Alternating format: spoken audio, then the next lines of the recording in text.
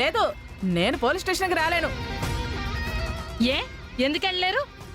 చెప్పాను కదండి, నగలు కాపాడటం కోసం దొంగలతో లిటిల్ బిట్ ఫైట్ చేశాను. కాళ్ళు నడుము పట్టేసేయండి. పాపం. ఏం పర్వాలేదు, మీరు నడవలేకపోతే నేనెత్తుకుని మోసుకెళ్తాను. బంటి, నువ్వు కార్తీ. అలాగే మేడం. రండి.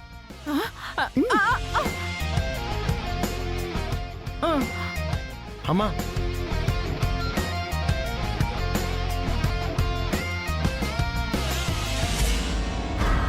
ఈ విషయం అర్జెంటుగా బాబ్జీ గారికి చెప్పకపోతే 1 by 1 అందరికీ మడత పడిపోతుంది.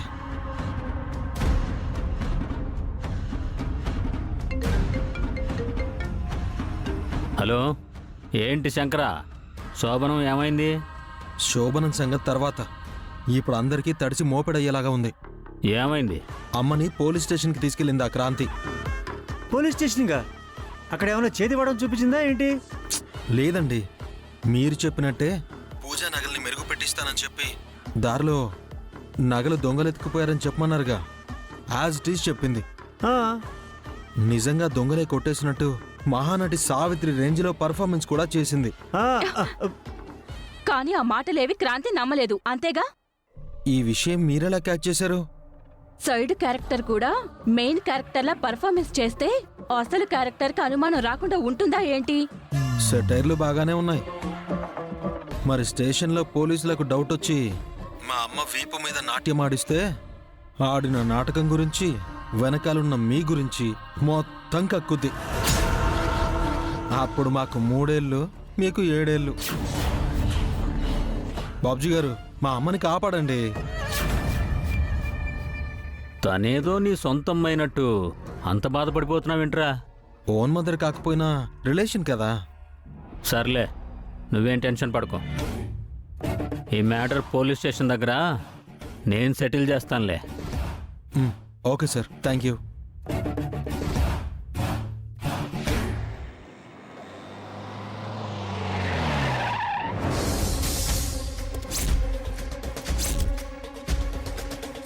దిగండి.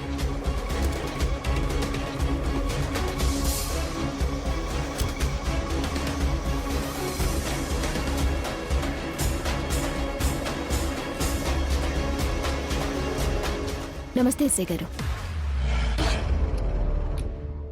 నమస్తే అమ్మా. ఏంటమ్మా కేసు? ఈవిడ మా అత్తయ్య గారండి.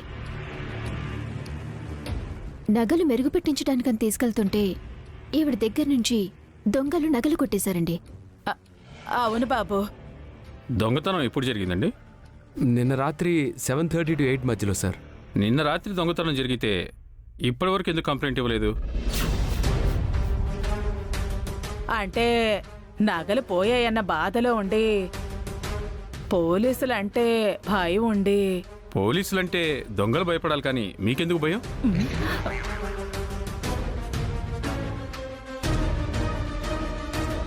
మిమ్మల్నే అడుగుతున్నారు కదా, చెప్పండి. ఇంతకీ దొంగతనం ఏ ఏరియాలో జరిగింది? గాంధీ బొమ్మ సెంటర్ దగ్గర సార్. గాంధీ బొమ్మ సెంటర్ అంటే ఒక పక్క ఆటో స్టాండ్ ఉంది, మరో పక్క మైసమ్మ టెంపుల్ ఉంది, ఆ పక్కన మసీదు ఉంది. ఎగ్జాక్ట్గా ఎక్కడ? వామ్మో, టెంపుల్ మసీద్ అంటే అక్కడ సీసీ కెమెరాలు ఉంటాయి. అంటే ఎగ్జాక్ట్ గా ఆటో స్టాండ్ దగ్గర జరిగింది ఎస్ఐ గారు. ఆటో స్టాండ్ దగ్గర? ఆ స్టాండ్ యూనియన్ లీడరు నాకు తెలుసు. కానిస్టేబుల్ సార్, అతనికి ఫోన్ కలుపు. Okay sir.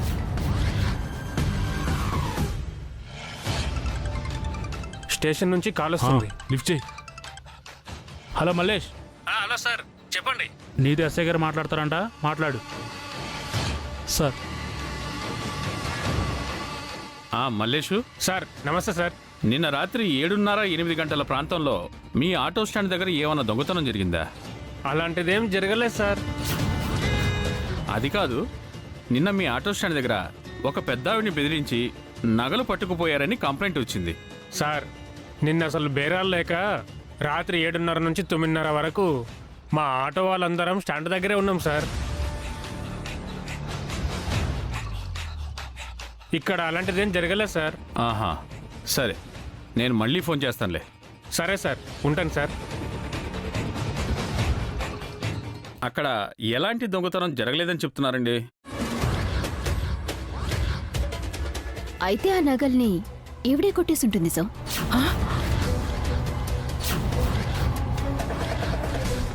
ఏంటమ్మాయి ఏం మాట్లాడుతున్నావు? నేను మాట్లాడటం కాదు, నువ్వు మాట్లాడదు గాని.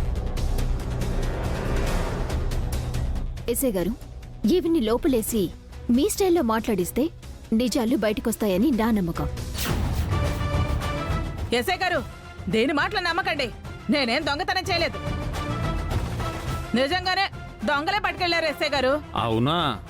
ఆ, సరే, ఆ విషయం మా కానిస్టేబుల్కి చెబుతూ గాని ఈవిని తీసుకెళ్లి సరదాగా సెల్లో వేసి మాట్లాడించండి అమ్మా. అమ్మ బాబాయ్, వద్దు, నన్ను కొట్టద్దండి. నేనే దొంగతనం చేయలేదు.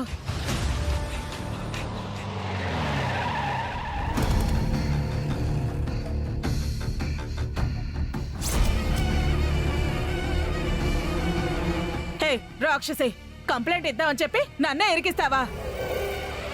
ఇంటికి వెళ్ళాక చెప్తానే నీ సంగతి. మా సంగతి తర్వాత చెప్దూలే కానీ ముందు వాళ్ళకు కొంచెం కోఆపరేట్ చేయి. రండి వెళ్దాం. అమ్మో వద్దండి, నన్ను వదిలేయండి. ఆగండి.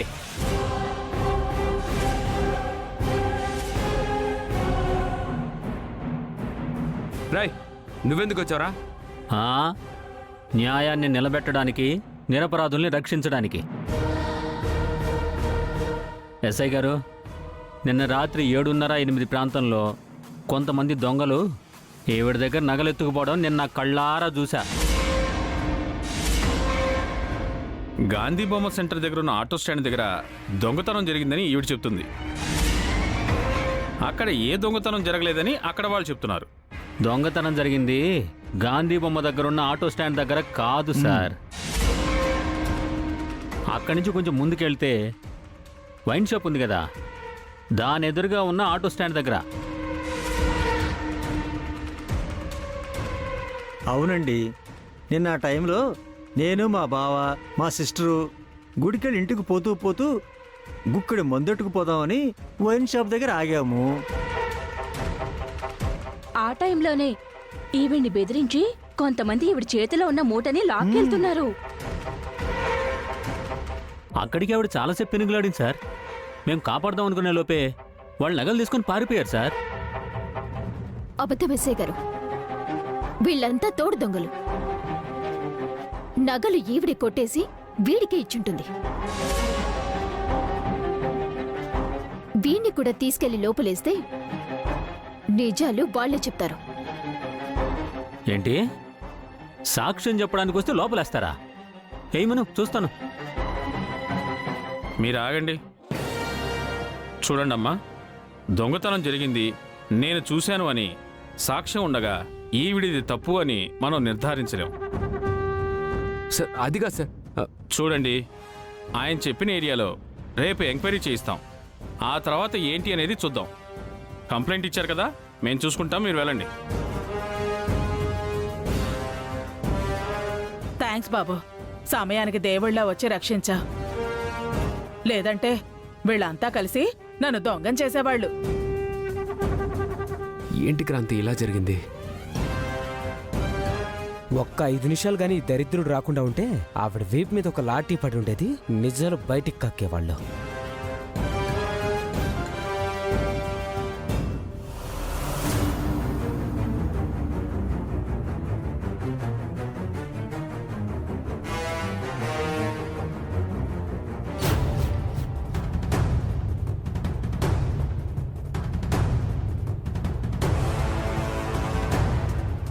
బాబ్జీ,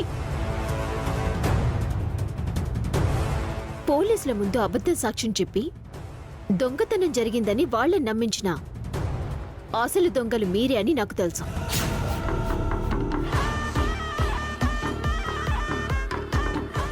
ఈవిని అడ్డం పెట్టుకుని నువ్వు కొట్టేసిన పూజ నగలు నీ దగ్గరే ఉండిపోతాయని అనుకోకు. ఏం చేస్తావమ్మా? అర్ధరాత్రి ఇంటికొచ్చి కన్నం వేస్తావా? కన్నం వేయడాలు నీకు అలవాటు. దొరలాగొచ్చి కొట్టడం నా క్రాంతి అలవాటు. అంత సీనిక మీదట మీకు ఇవ్వనరా. అసలు నగలు పోతేనే ఇంతలా గిలగల్లాడిపోతున్నారు. పూజ ఆస్తితో పోల్చుకుంటే ఆ నగలు నాకు పెద్ద మ్యాటరే కాదు. రేపు నేను ఇవ్వబోతున్న ట్విస్ట్కి మీకు దిమ్మ తిరిగిపోద్ది. ట్విస్ట్ అని చెప్పి ఊరించడం ఎందుకు హస్బెండు? నువ్వేం ట్విస్ట్ ఇయ్యబోతున్నావో చెప్పే. నా ముద్దుల పెళ్ళం అడిగింది కాబట్టి చెప్తున్నాను. ఇప్పటి వరకు మీకు చెప్పకుండా దెబ్బ కొట్టేవాణ్ణి ఇప్పుడు ఫస్ట్ టైం మీకు చెప్పి దెబ్బ కొట్టబోతున్నాను. రేపు జరగబోయే ఫంక్షన్లో అందరి ముందు శంకర్ గాడు ఆ పూజ మెడలో తాళి కడతాడు.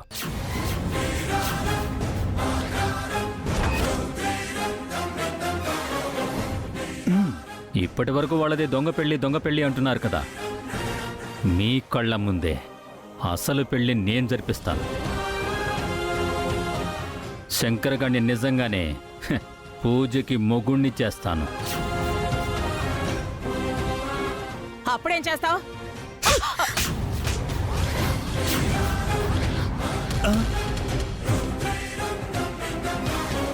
ఆడదాని వినడు బసలు. గతం మర్చిపోయిన అమ్మాయిని మాయ చేసి తనకి పెళ్ళైందని నమ్మించాం. ఆ విషయాన్ని ఆ పిచ్చిది నిజమని నమ్ముతుంది కాబట్టి మీరు ఇప్పటి వరకు మా ఇంట్లో ఉన్నారు. లేదంటే డే వన్నే మిమ్మల్ని తన్ని తరిమేసుండేదాన్ని.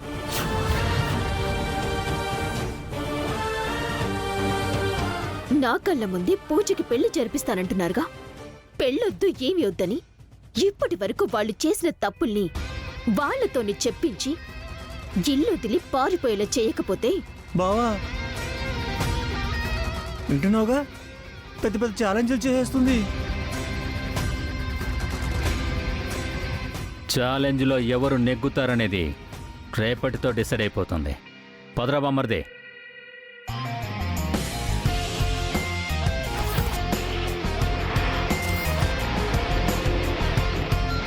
హే, నీకు కూడా అదే చెప్తున్నా. మర్యాదగా మూటా ముళ్ళే సర్దుకొని ఇంటి నుంచి జంప్ అయిపోండి. లేదనుకో పోలీస్ స్టేషన్లో ఇవాళ నీకు కోటింగ్ మిస్ అయింది, రేపు కంటిన్యూ అవుతుంది. చూస్తానే. నన్నే కొట్టావు కదా, ఇప్పుడే ఈ విషయం పూజతో చెప్పి నీ అంత చూస్తాను. ఇంటికి రా.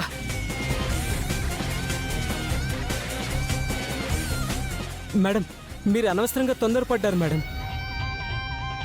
ఇప్పుడు పూజ మేడం దగ్గరికి వెళ్ళి కన్నీళ్లు పెట్టుకుని ఏడిస్తే పూజ మేడం ఎలా రియాక్ట్ అవుతారో. కుక్క కాటుకి చెప్పు దెబ్బ అని ఎవ్వరికి వేయాల్సిన మందు వాళ్ళకి నేను వేస్తా.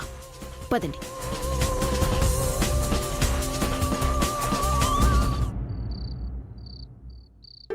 ప్రగతి అక్క, తమ్ముడు సూర్యకాంతం కలుసున్న ఫోటో తీసుకురా. ఎప్పుడెందుకక్క? క్రాంతి ఇప్పుడు ఇంట్లో లేదు కదే, ఇదే మంచి సమయం. ఆ ఫోటో పూజకు చూపించి దానికి గతం గుర్తొస్తుందేమోనని ట్రై చేద్దాం. వెళ్ళు. సరే అక్క, పూజకి గతం గుర్తొస్తే ఆ ఏకాంబరి వాళ్ళ గోలేంటో తేలిపోతుంది.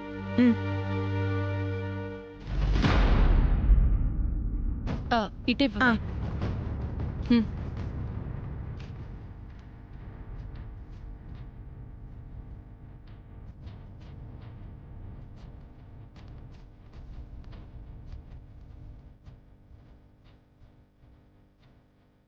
అమ్మ పూజ.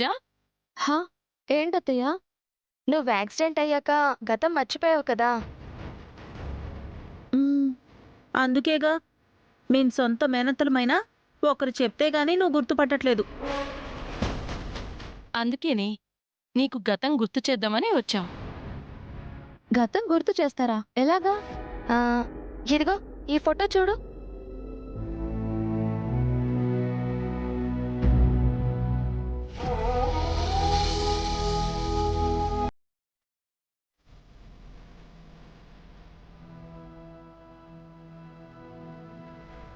ఎవరు వీళ్ళు? అదేంటి, ఈ ఫోటో చూసినా నీకు గుర్తు రావట్లేదా? వీళ్ళు మీ అమ్మా నాన్నలమ్మా.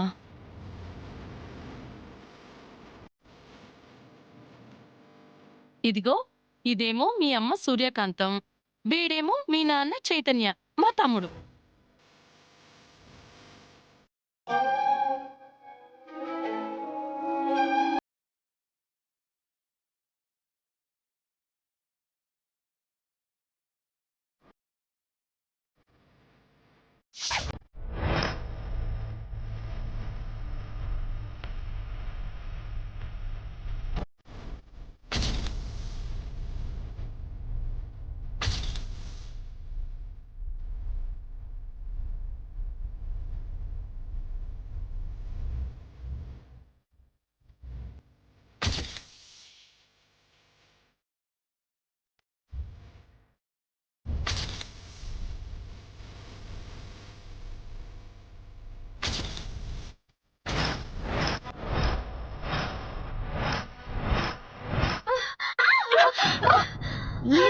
ఏమైంది?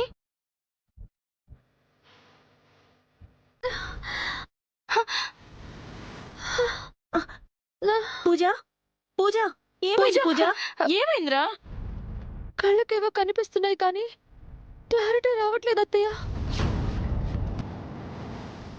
తలంతా పగిలిపోతుంది, తలలో నరాలు తెగిపోతున్నాయి, ప్రాణం పోతున్నట్టుంది అత్తయ్య. వద్దులేరా, నువ్వేం గుర్తు చేసుకోకు, రిలాక్స్ అవ్వు. అనవసరంగా నిన్ను బాధ పెట్టామే, ఏమనుకోకు, రెస్ట్ తీసుకో. పదండి.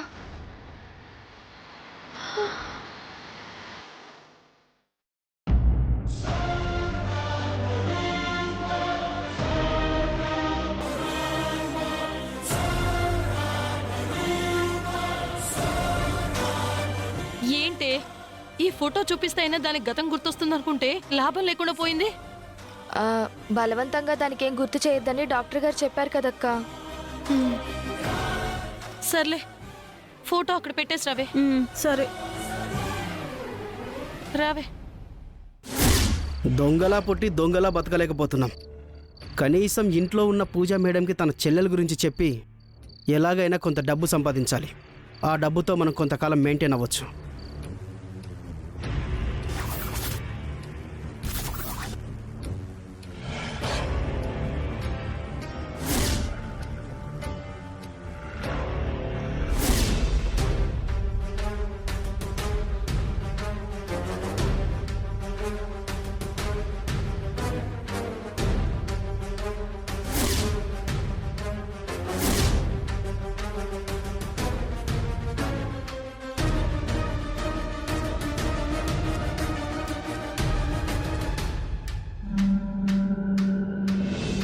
అమ్మా పూజమ్మా, ఏంటి అలా చూస్తున్నావు? నేను నీకు తెలుసు కదా, ఒకసారి ఇంటికి వచ్చాను, తర్వాత మనం బస్సులో కలిసాం. నువ్వు ఎంతో కాలంగా వెతుకుతున్నా నీ చెల్లెల గురించి నీకు చెప్పడానికి వచ్చానమ్మా.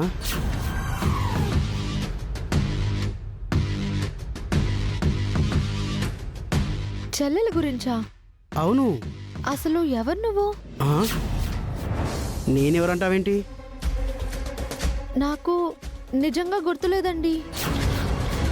ఈ మధ్య నాకు యాక్సిడెంట్ జరిగి గతాన్నంతా మర్చిపోయాను. అంటే నువ్వు లేడీ గజని అయిపోయావా? ఇలా దెబ్బడిపోయిందేంటి? నువ్వు గతాన్ని మర్చిపోయినా నీ గతం ఏంటో నాకు తెలుసమ్మా.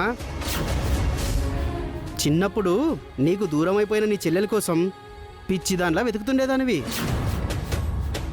మీ చెల్లెలు ఎవరో నాకు తెలుసు, చెప్తే డబ్బులు ఇస్తానని కూడా చెప్పావు. ఇప్పుడు ఆ డబ్బుల కోసమే వచ్చాను. మీ చెల్లెలు ఎవరో కాదమ్మా, ఆ దొంగ వెదవా, ఏం దొంగతనం చేయడానికి వచ్చావరా? పట్టుకోండి. నేను దొంగతనం చేయడానికి రాలేదండి. మరి దేనికి వచ్చావురా? అమ్మ పూజ, వీడి దొంగ మాటలు నమ్మద్దు. వీడి సంగతి మేము చూసుకుంటాం పూజ. మీరు ఏంటిది? ఏం జరుగుతోంది?